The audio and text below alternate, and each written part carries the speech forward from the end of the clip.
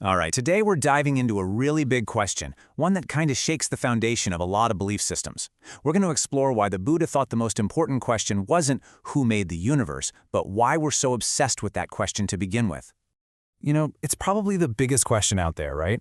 It's launched countless religions and philosophies. We just have this deep need to find the starting point, the first cause, the grand designer of it all. But what if that whole search is based on a false premise? But the Buddha's answer? It was completely radical. He suggested the universe isn't some product made by a who, but a process that's driven by a how. He basically took the spotlight off some big celestial throne and pointed it right back at the laws that make everything tick. Let's get into how he did that. So first up, we're going to see how the Buddha didn't just say, nope, no creator. He actually deconstructed the whole idea. He offered this fascinating origin story for the belief itself, a story that's all about a cosmic case of mistaken identity. Okay, so there's this amazing story from an ancient text, the Brahmajāla Sutta, and it kind of plays out like a psychological drama on a cosmic scale. Imagine this, a super powerful being, Maha Brahma, pops into existence, all alone, in a brand new universe. He gets lonely and wishes for some company, and right then other beings start appearing. But here's the twist. They aren't appearing because he wished for it. They're showing up because of their own karma. He doesn't know that, though, so he makes this one simple but reality-defining mistake. He thinks, I did that. I created them. And boom, from that one simple misunderstanding, you get this massive declaration. He totally believes he is the father of all beings. But what the Buddha saw was, even this super powerful being, Maha Brahma, he's still playing by the same rules as the rest of us. He's still subject to ignorance. So how did this big idea get down to earth? Well, the story goes that eventually one of those other beings is reborn as a human, and maybe they develop some psychic power and remember their past life. They remember seeing Maha Brahma, this being who was there first, and they start teaching that he must be the creator God. It's a memory, sure, but it's a foggy one. It's missing the most important piece of the puzzle. And that really sets up the huge difference here. On one side, you have a belief that started from one being's limited, mistaken point of view. And on the other, you have the Buddha's bird's-eye view of everything, a universe that has no beginning, driven by impersonal laws, where this whole idea of a creator is just a symptom of not seeing the full picture of cause and effect. Okay, so if there's no divine engineer, then what's running the show?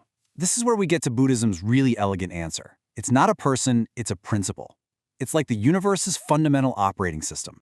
And this universal law has a name. It's called Paticca Samuppada, or you can call it dependent origination. Think of it like a huge cosmic web. Not a single string just hangs there by itself, right? Its whole existence is defined by every other string it's connected to. Well, that's true for everything in the universe, from a galaxy down to a single thought. Nothing exists on its own. And this right here is the formula for how it all works. It's so simple, it's brilliant. When this is, that is. When this is not, that is not. It's just pure impersonal causality.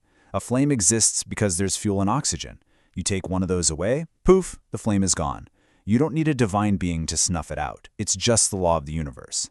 So, if a God isn't creating our world, then what is? The Buddha's answer flips the whole thing on its head. He said the real architects of our reality are right inside our own minds.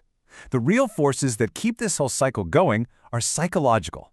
Our ignorance of how things really work and the relentless craving that's born from that ignorance. But, Buddhist thinkers didn't just stop at offering a new idea.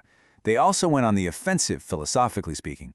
They started poking some serious holes in the whole creator concept because they saw some major logical and moral problems.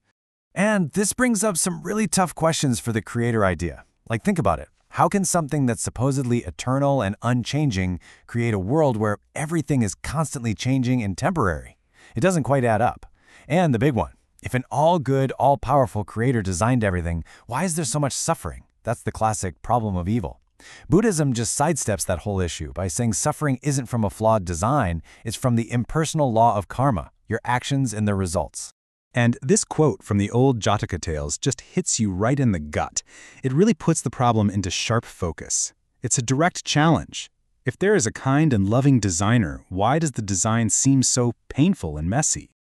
Okay, so let's tie all of this together. What does this actually mean for you and me right now? Because rejecting an outside creator Well, it changes everything about how you see yourself and your place in the world. It leads to this principle of radical self-reliance. So where does that leave us? Well, it means the whole engine of creation, the whole powerhouse. It isn't somewhere out there in the heavens. It's right here, inside each and every one of us.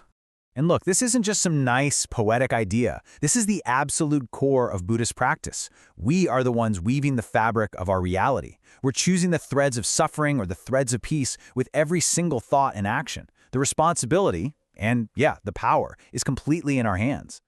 So that leaves us with one last, massive question. A question for you.